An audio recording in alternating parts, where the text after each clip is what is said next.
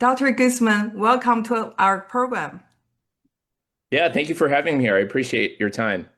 Tyler, can you give us an introduction about who Dr. Guzman is? Sure, I'll try to do you justice. A very special guest today, Dr. Jonard Guzman, Filipino American board certified physician. His wife is Chinese American. Dr. Guzman has had a front row seat to the cultural challenges surrounding chronic illnesses, especially type 2 diabetes, which impacts Asians at a much higher rate, even those who don't fit the typical diabetic profile. After losing his own father to an avoidable disease and then his young daughter to complications from cerebral palsy, he left traditional medicine to focus on supporting the Asian community in a more holistic and emotionally attuned way. Very thorough introduction. I appreciate that. Thanks. Yes, I'm very interested about diet because I always think that we Asians eat very healthy, but we do have very high rate of type 2 diabetes. hmm Yeah, yeah, it's very true. So I think, when we grew up eating what our parents, grandparents ate, the actual like recipe itself hasn't changed. What has changed is the proportions of those specific components. Back in our respective home countries, oftentimes meat specifically Mm. was kind of it acted as a garnish. Now that has flipped the script where meat and also stuff that was, for example, like rice, right? Those are much big components of our like main dish than it used to be. So the proportions are off. The more important part about this is the modern food system that we're in. There's a lot Mhm. of ultra processed foods. You know what that means is like compared to whole foods, like vegetables, fruits, stuff that you can get from an actual, like not from a manufacturing plant. Those foods are healthy for us, but stuff that is ultra processed oftentimes contains additives that are harmful to the metabolism and to the body. And so that in conjunction with like the flipped proportions of the foods we're eating nowadays is why what we're eating is unhealthy. Mm-hmm. So what about us Asians versus other ethnicities like white people? Yeah, great question. I talk about this all the time because Mm-hmm. if you look at the United States, for example, we Asians make up a much smaller proportion comparatively to other ethnic counterparts, Mm-hmm. Caucasians, African Americans. However, when it comes to chronic diseases, and specifically type 2 diabetes, we Asian Americans are 40% more likely to be diagnosed with diabetes than, for example, Caucasian adults. Mm-hmm. Why does that happen? And it can even happen at lower BMIs, which is body mass index. The difference is the way we put on fat, Mm. the way that we metabolize our food and nutrition. We Asians tend to put on higher visceral fat. So you have to understand that there's two main types of fat that we put on store Yes. in the bone fat, and that's the fat that wraps around organs. That's actually the much more toxic type of fat compared to subcutaneous fat. That's the fat that we often think about when we talk about fat because that's the fat you can see from the outside. Yes. But visceral fat you cannot see. And this is Yes. why Asians, though they might look healthy or like not as heavy, they can even develop stuff like insulin resistance that leads to prediabetes or type 2 diabetes or other chronic diseases just by the very fact of the way that we put on this visceral fat. And actually, so I'm Filipino, right? So I'm Mhm. Filipino American. Filipino Americans and South Asians, we are disproportionately even higher prevalence Oh. than the other Asian ethnicities. Yeah. So me specifically, I'm at the top of the list. Us and Indians were at the top of the list when it comes to this. That's very shocking because, when I compare to white people, I think in terms of lifestyle, they eat things I think are too sweet or not enough vegetables and stuff. But Mm-hmm. it's very easy for me to put up fat in my belly area and I have Yeah. very thin legs. So that looked like a type 2 diabetic, but I'm not diabetic, but I'm worried about that. Yeah. Sure. Of course. And we Asians should be worried about it. And yeah, that's the difference I'm talking about. So, like, even though we might think we eat healthy, you really have to look at the components of what we are eating. Because for Asians, because we can put on visceral fat faster, we have Mm-hmm. to be even more careful as we get older because Mm-hmm. metabolism slows down as we age. That usually accounts for the big difference. Do you think that traditional healthcare and health strategies in the West are not fully addressing Asian and Pacific Islander health issues? Yeah, I very much do. And that's why I do what I do, because these methods and sort of the management around diabetes, a lot of this was Eurocentric. Like these studies were done on Caucasian body types and Caucasian people. If the way that we metabolize is different, and especially how we put on visceral fat is different, how can we as Asians expect sort of the same results, same outcomes with the same medications from these studies that were used on other ethnic groups apart from us? So, yeah, I think that there's a lot of room to improve with targeting specific treatment modalities for Asians and Asian Americans specifically. So, yes, I think there's a big gap. That being said, I think there's now more nuanced conversations going on in the background that are now coming more to the foreground on how we, as a healthcare field, can target specific ethnic groups to help them even manage better, but potentially even reverse some of these diseases we're seeing more prevalent in Asian communities specifically. Mm-hmm. What does Western medicine consistently miss when it comes to Asian patients? You talked about the BMI might not be a good indicator. Is there anything else?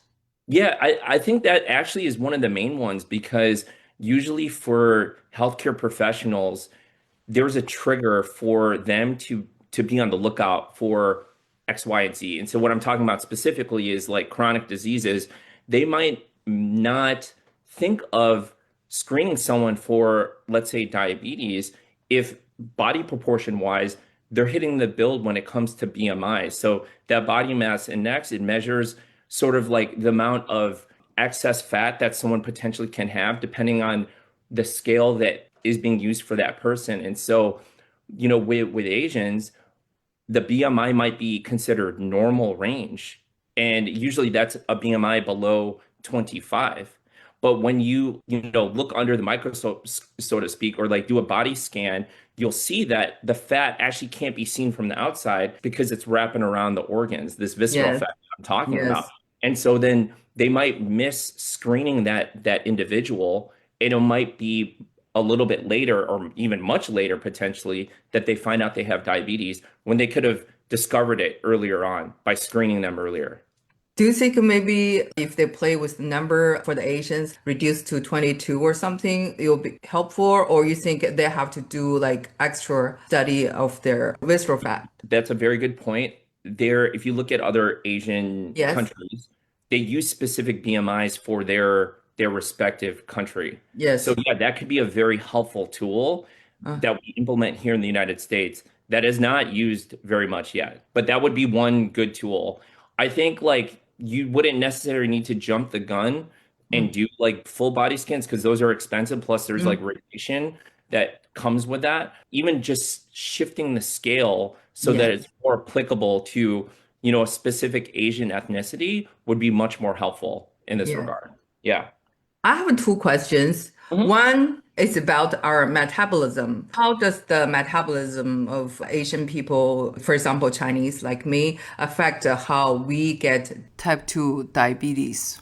So, yeah, just going back to this whole point of the visceral fat, because the way that we store the fat, and most likely, there's theories behind why this is the case, but I think evolutionarily wise, like the way that our ancestors went through evolution, this was like a protective measure for us, this Uh-huh. putting on the visceral fat, because the thing is, we have to think about this as we were Neanderthals roaming the earth. Food sources weren't readily available like they are now. So storing fat was actually like a benefit Oh, because in okay. times of like not being able to find food, our body could essentially feed itself. So this was a protective mechanism earlier on.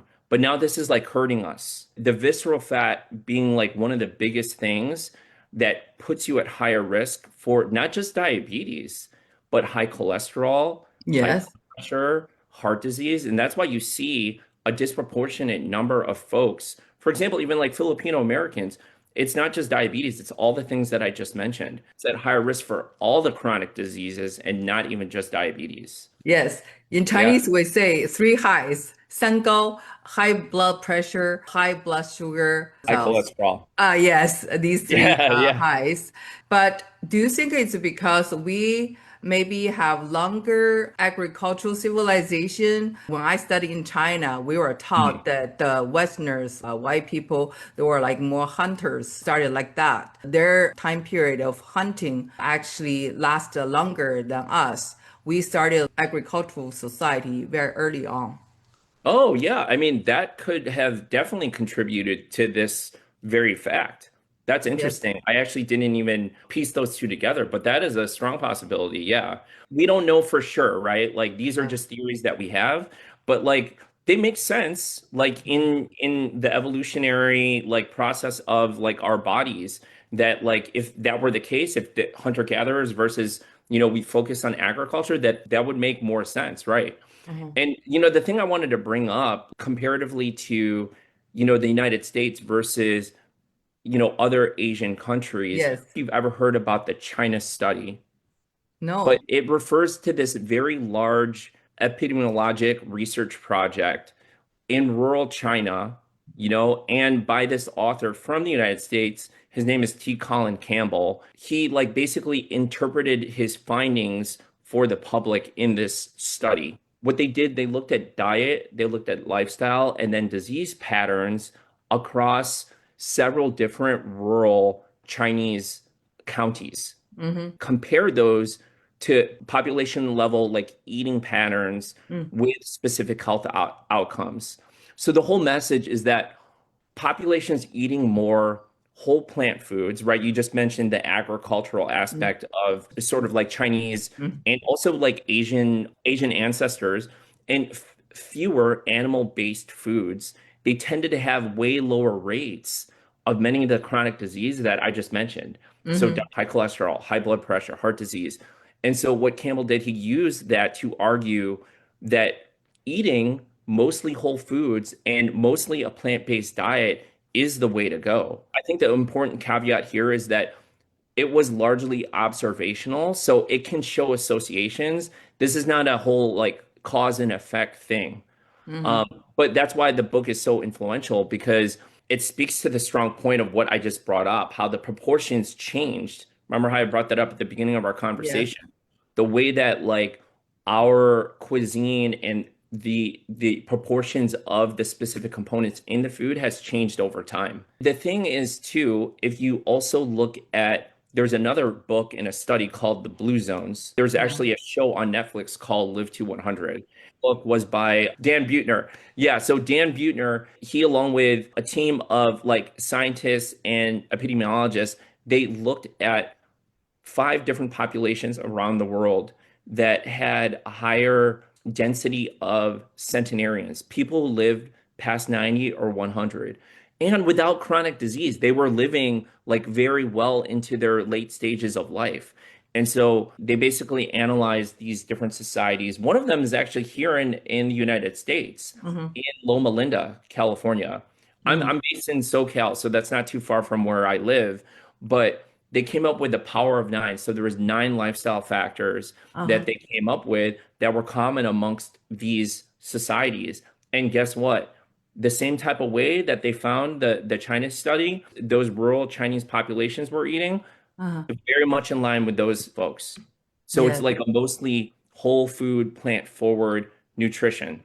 Hmm. Yes, my own observation, there's like a northern China, their ancestors are more like a nomadic people. Then there's a southern China that people eat rice eater, and people in north, they eat more meat and wheat and bread. And Hmm. people in the south, especially in Hong Kong, they eat a lot of soup. So longevity is very common in that area. It's just Mm, my observation. But my question is that nowadays, because the Western influence, a lot of experts in China tell us to change our lifestyle. There are several things they might be missed. I wanted to get some opinions from you since you are the expert. Number one is about the carb. We have the tradition of eating congee in the morning. spongy. Yep. So now they say that it's all carb, it's bad. You should drink milk, you should eat eggs. But milk is not very good for us to digest. Yeah, this is a very complex answer for this question. We have to go back to understanding what insulin resistance even is, Yes. right? Insulin resistance is a disease process that happens, and you see it with pre-diabetics, you see it with type 2 diabetics, right? Pre-diabetics is like the precursor to type 2 diabetes, right? But what they share in common is insulin resistance. So what happens in the body is insulin, which is a hormone, it's made by the pancreas, it gets released after you eat a meal, okay? Mm-hmm. The insulin goes to all your cells around the body as sort of a key to unlock the door to let sugar from the blood into the cells. Okay. In Yes. insulin resistance, it resists insulin, meaning that the key of insulin no longer works. Like it goes into the lock and can't unlock the door. So the door stays shut. Guess what happens to the sugar in the blood? It stays there and just rises, keeps going up and up and up. This is what happens in insulin resistance. When you're talking about eating foods, for example, like avoiding eating congee, you have to understand that eating carbs is, especially if you have insulin resistance, it is a symptom, a byproduct of insulin resistance.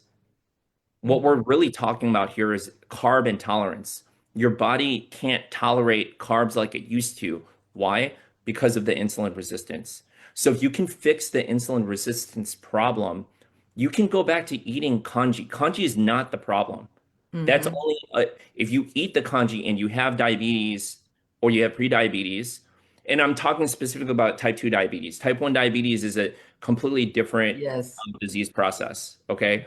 These prediabetes and type 2 diabetes happen because of insulin resistance. If you can fix the insulin resistance, then you can start eating carbs again. You'll become carb tolerant again.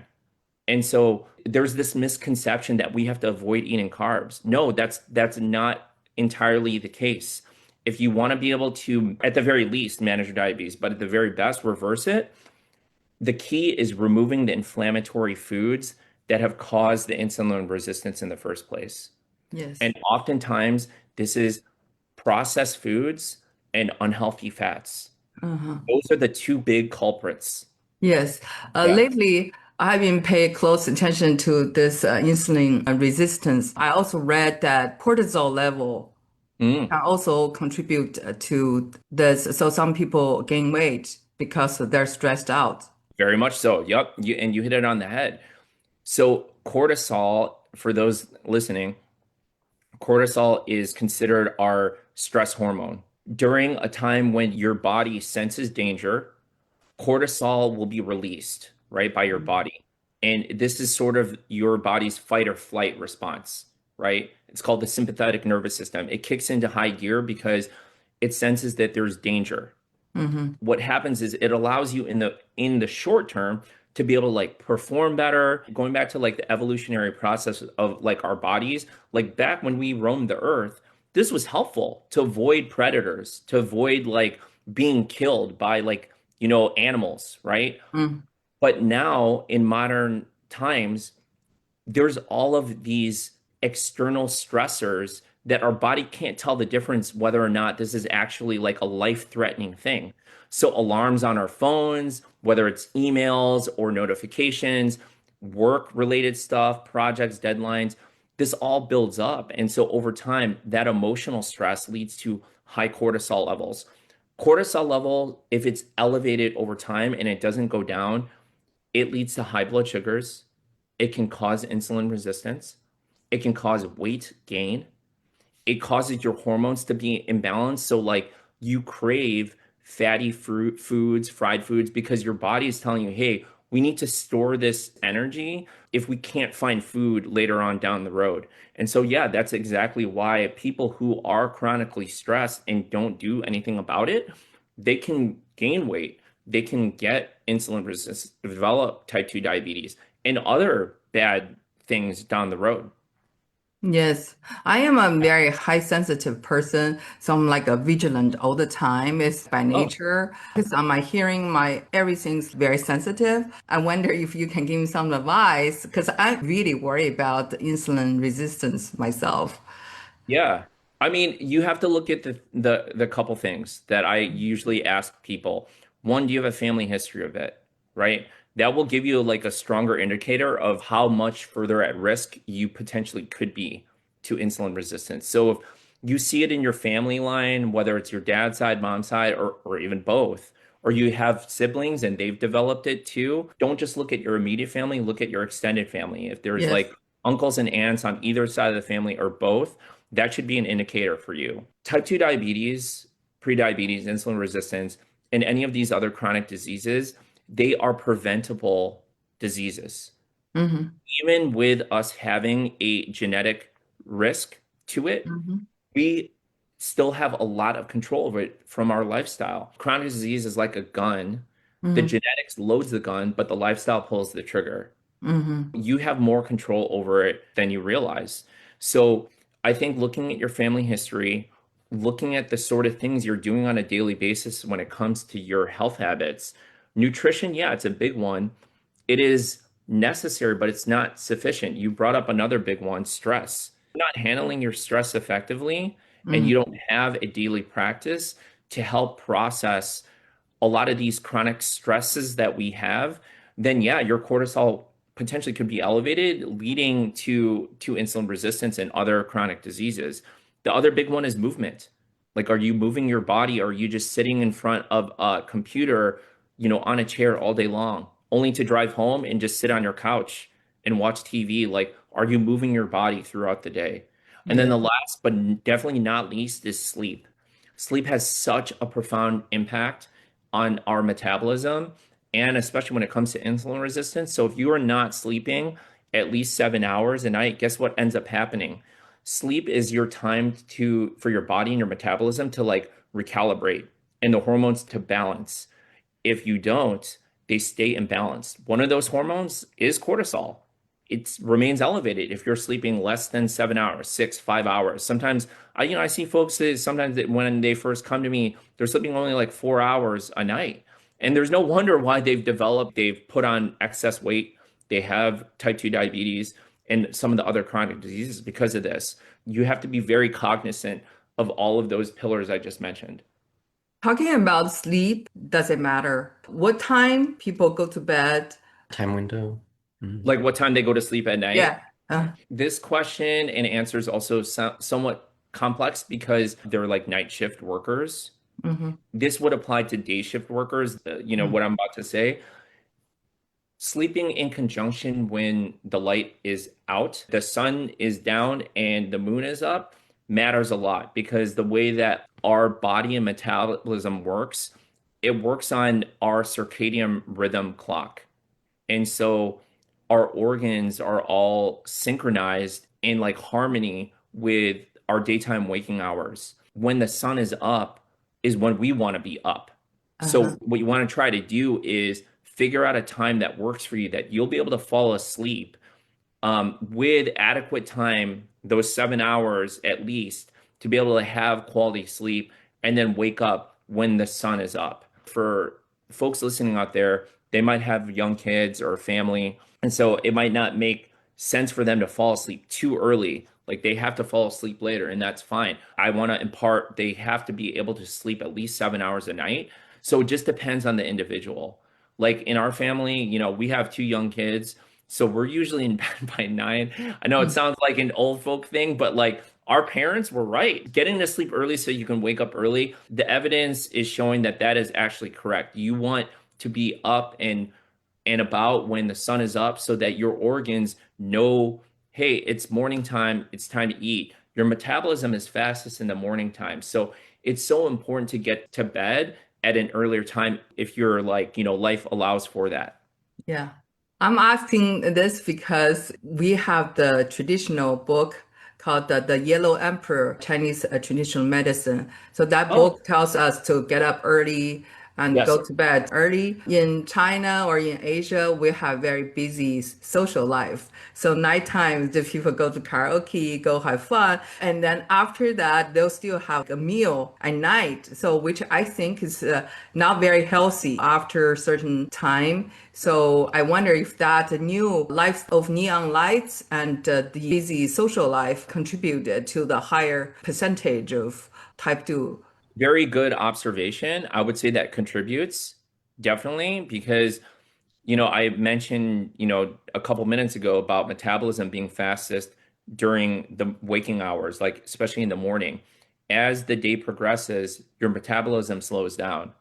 And so if you're eating heavy meals later on in the day, or even let's say late at night, like you go karaoke, then you guys go to a late night restaurant, your body can't process that food like it could in the morning.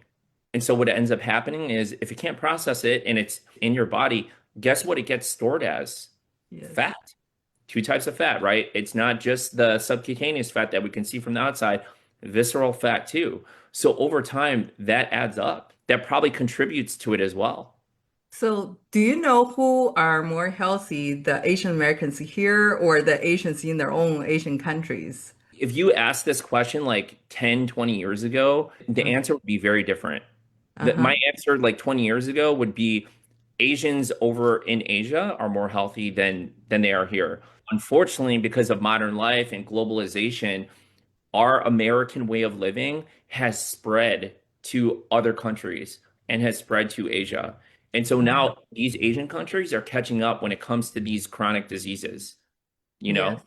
China specifically, and then also India as well. But like the other countries, like Philippines, Japan, like you're seeing like an explosion of chronic diseases over the past 10, 20 years because of this globalization aspect of things. So to answer your question, like Americans, I would say on average probably live way unhealthier than other populations, but other countries are now catching up. And it's not even just Asia, like Europe too, everywhere basically. You touched on sleep, food Yeah. proportions, and stress.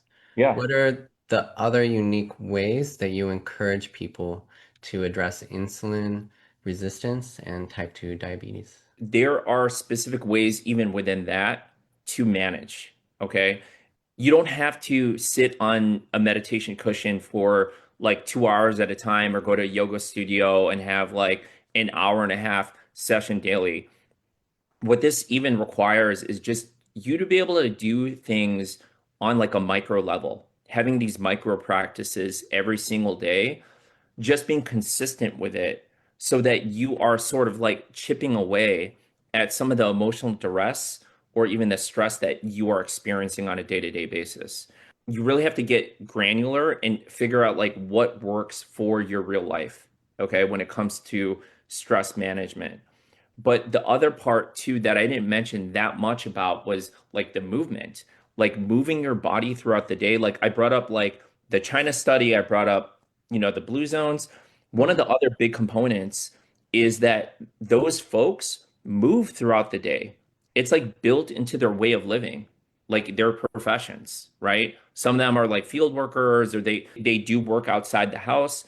Our bodies as human beings, we were meant to sit in a chair and sit in front of a computer screen or like sit at our desk for like 7 to 8 hours at a time. Our bodies were meant to move. And so what I try to like impart on folks like with insulin resistance is they got to do the same. Even if they're sitting at their desk or Mhm. they can't leave their office, moving their body, getting up, doing something like air squats where you can literally just get up from your seat and like move up and down for like 5 minutes. It just takes 5 minutes. And that alone can help to increase your metabolism, get your blood sugars under better control, than if you sat for 7 to 8 hours at a time, Or if you can't even get up from your seat, you can lift each leg up and do heel pumps where you pump your legs back and forth. And that can help with blood flow. There are studies that have shown a benefit for people with insulin resistance. So building in these practices so that they are built for modern life. Yes. Talking about movement, I'm Yeah. just wondering what type of exercise would benefit people like me. I'm lazy. I'm also like menopause. Yeah. Should I do Tai Chi or should I still keep doing cardio? Yeah, the thing is, so if you're talking about insulin resistance, walking is a very underrated exercise. You don't have to go to a gym. You don't have to like run sort of like at breakneck pace. You can literally walk for 30, 45 minutes, every single day. And if you Hmm. can't do it for a full chunk, split it up. 10 minutes in the morning, 10 minutes in the afternoon, 10 minutes in the evening. That is better for you than doing nothing at all. I think people get into this mindset of it's got to be an all or none thing. I got to do like zone two cardio for X amount of minutes or like at least an hour and a half. You don't have to do that. Like, be practical, do basics, like get the foundational right, move your body every day, even if it is just walking. For example, there is a client that and I'm still working with her, but in our first 3 months, she came to me very overweight and she had pre-diabetes already. She also had a lot of like things happen in her personal life. She lost her husband, single mom. When I started helping her, she never stepped foot in the gym once. Not Oh, once. Guess what? Just by specific things. She changed her nutrition. She started to walk more, right? And she wasn't walking like an hour, maybe like 15, 20 minutes. She lost 40 plus pounds in 3 months. And she reversed her prediabetes. She's now normal. Her A1C is now normal again. So we're working on other things now, but I'm stressing the point that like the movement doesn't have to look like you're like a bodybuilder or you're training for like an ultra marathon. No, you just have to move your body more than you were previously. That's all that it takes. yes. They Yeah. say burning fat. So to burn fat, you need a fuel. The fuel is your energy. You feel motivated to walk, to Yeah. do Right. things. So I think you brought this fuel to your client's life. Yeah. Yeah, That's yeah, for very sure. good. In Chinese, five elements would say you brought fire, the Fire, fire yes. element to her. Yeah, yeah, right, right. I have a question about cholesterol. So some Yeah. people say it's bad, you'll get a heart attack or something. You have to be very careful. But I also hear some other experts say we need the cholesterol. Actually, we should not worry about it too much. So my stance, especially when it comes to insulin resistance, my stance is you got to stay away from the unhealthy fats. And the unhealthy fats being saturated fat, cholesterol, and trans fat. Trans fat is man-made fat. We, manufactured that type of fat, which is less prevalent nowadays, but it still exists in our food systems. But the saturated fat and specifically the cholesterol, those are often from animal products. Now, I'm not saying to not eat them at all. You can, but I think we have to eat them in much lower amounts than we already are. Think back to our conversation about our ancestors, right? They were eating animal-based products as sort of like a sprinkling, a garnish. And so going back to that way of eating is very important. My take is that for myself, even like I've moved away from eating those things. And I grew up Filipino. Filipinos culture and diet is very meat heavy Hmm. nowadays. Hmm. Before it was not, right? But nowadays, very meat heavy. Moving away from that, like, yeah, I've experienced normal levels of cholesterol. Like, if you look at my body right now, you wouldn't think, oh, he was 40 plus pounds overweight. I Wow. was during medical training. And Wow. so I experimented with different diets over time. I did ketogenic diet. I Uh-huh. even did a 100% vegan diet. But Uh-huh. I realized like both of those extremes don't work out in the long run for various reasons. Keto, like I was just talking about with the unhealthy fats, that requires to eat a high protein, high fat diet. I was able to get some results with it, but at the same time too, I got what's called keto brain fog. Like I just couldn't think straight.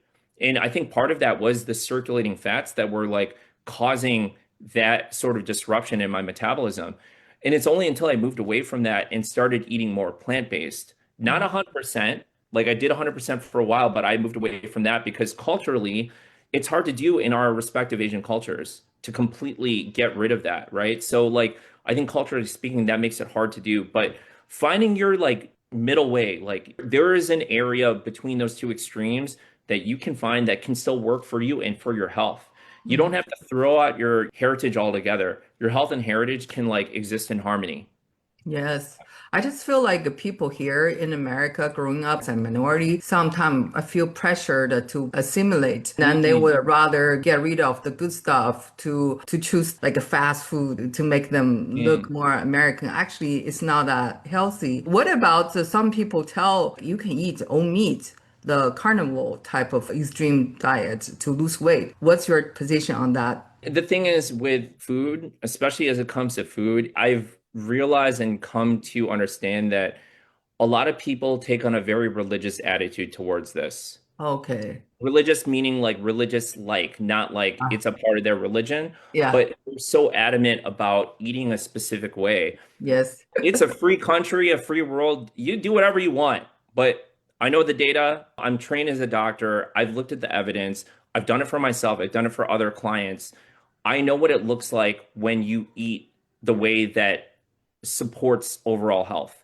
And so, going to your specific question, carnivore diet, there's certain elements of it that I would agree with, like moving away from processed foods for sure. Like, I think that's one thing that everyone can agree on. Like, processed foods are no good to the body. But eating a meat heavy diet, this is an extreme form of like ketogenic diet. I would caution against it. Hmm. The thing is, with those animal fats, not only does can it lead to insulin resistance, but it leads to high cholesterol. It can Hmm. lead to even heart disease. Yes. And I've seen that happen in many folks, not even just patients and clients. I've seen it happen to family. What about the oil? Now it's a big debate about seed oil.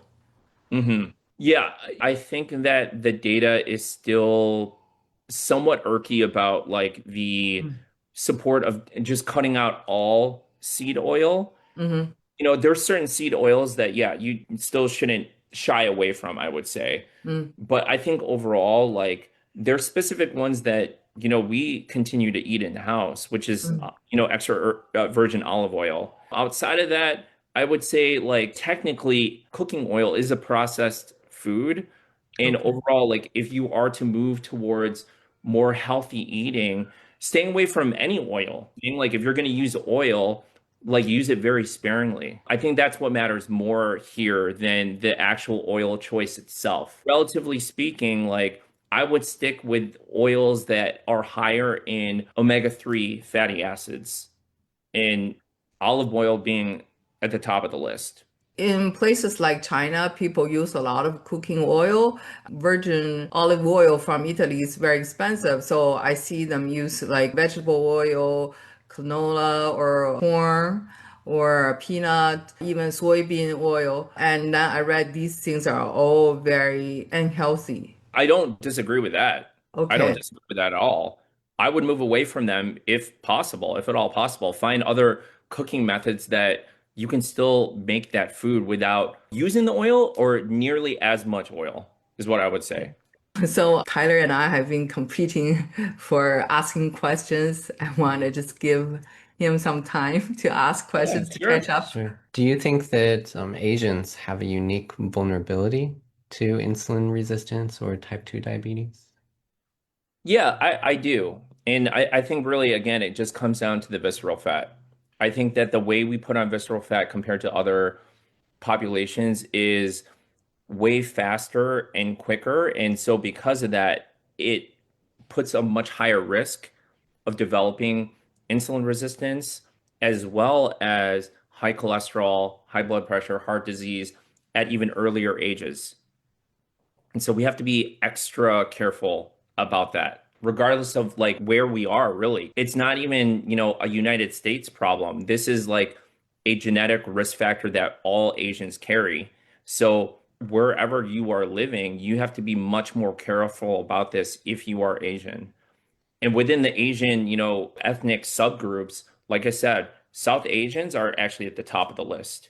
And then the next ones are Filipinos, and then just so on and so forth. But like, regardless of whether you are South Asian, Filipino, Chinese, Japanese, Korean, we're all at risk of putting on visceral fat faster. So yeah, you got to proceed with extra caution and ask your doctor to screen you if you fit the age. Yeah. How do you address that visceral fat? How do you detect it? And how do you find those early warning signs? That's a good question. Right now, we don't have great ways of testing that in terms of like a blood test, right? The way that we can do it is via scan. That scan is like a body scan. It's essentially like a CT scan, but that comes with not just the cost, the financial cost, but also the radiation. And so that's our best way of like determining like there is visceral fat, like how much visceral fat is existent in any specific body. That's like our way of checking, but that's not considered a standard of care screening tool yet. But that being said, you can go to a place and get that done at like a non-medical sort of office, like not a clinic. They have locations where they do these sorts of body scans that you can pay out of pocket for, and insurances don't cover it yet. Yeah, it's more of like an out-of-pocket cost. Because I do my physical checkup in China too, and they always tell me, "Oh, you have like a fatty liver." I wonder Mhm. how they found it. Yeah, I mean, that specifically, Uh-huh. there are blood tests that you can do to Uh, check for fatty liver. uh, But with your question you asked, it was more about just visceral fat in general. There's uh, no good test for that. With the fatty liver, there are uh, specific enzymes that come from the liver that you okay. can test to see like if they're elevated. And if those are elevated, then that can give you a better indication of someone who does have fatty liver. Yeah. Uh-huh. Would you say that it's more crucial for Asians to be careful about their lifestyle and their diet? Yeah, I very much so. If I didn't, I wouldn't be such a strong proponent of being a voice for other fellow Asians that might not otherwise know about it. It's complex too, because what we see growing up is we see what happens to our family and our friends that are Asian, right? They're all getting it. And so you end up thinking, oh, well, this is such a common thing, then this is just normal. But this is not normal. Just because it's common doesn't mean it's normal. And so I think for any Asian listening to this, their like radar and detector should go up after listening to this and do like an evaluation of themselves. And yeah, get checked by their doctor, get screened if they haven't gotten screened yet, because once you get diagnosed, and I'm talking specifically about type 2 diabetes, your body is kind of on a time clock. Like if you don't do something about it. And the thing is, with our Western approaches nowadays, with the medications we have, if you don't change your lifestyle, this only gets worse over time. 5 years, 10 years, 20 years down the road. These medications are at best help to just stop the progression. Like a metformin. Any of them, Uh, metformin, glipizide, insulin, like the injectables, at best, it helps to stop the progression. At worst, things just get worse. Do you see your approach as replacing Western medicine or enhancing it by adding on top of it? Very, very good question. I think it is enhancing, not replacing. The thing that I also want to impart here is like I am not against Western medicine. I was trained in this. This is what my bread and butter when I did practice clinical medicine. Like I got trained as a doctor to treat these diseases. There are medications that are life-saving. And in certain situations, medications are necessary. Like for example, there's a guy that I worked with not too long ago. He has had diabetes for almost 20 years. Fortunately for him, and he's Japanese American, the medications he was on, the three that he was on, helped to stop the progression. And so we're able to like reverse some of that around. He got his A1C down to almost normal levels and off one medication down to, had he not been on those, who knows how long he would have had to live, yeah. right? This can cut your life short. So I am in no way against medications or supplements. I think the thing that I'm against is our society. There is this movement like right away, like we want a magic pill. We want something that's going to cure this right away. We want the biohack. When it comes to chronic diseases, unfortunately, there is no surefire cure quick pill that's going to rid you of it overnight. Your body got this way over years and years. To expect change overnight is unrealistic. This is also the Western medical system's missing point because when it comes to chronic disease, sometimes I feel it's necessary to use alternative ways like herbs or traditional Chinese medicine, things that like nutrition. Because you are trained as a Western medical doctor, it makes you even more credible because you know both. Yeah, thank you. I totally appreciate that and I receive that. I think that we are also, this is the way that we think as humans, and especially here in the United States, in this modern life we live in, you have to pick one side or the other. No, that's not true. Both can exist in harmony.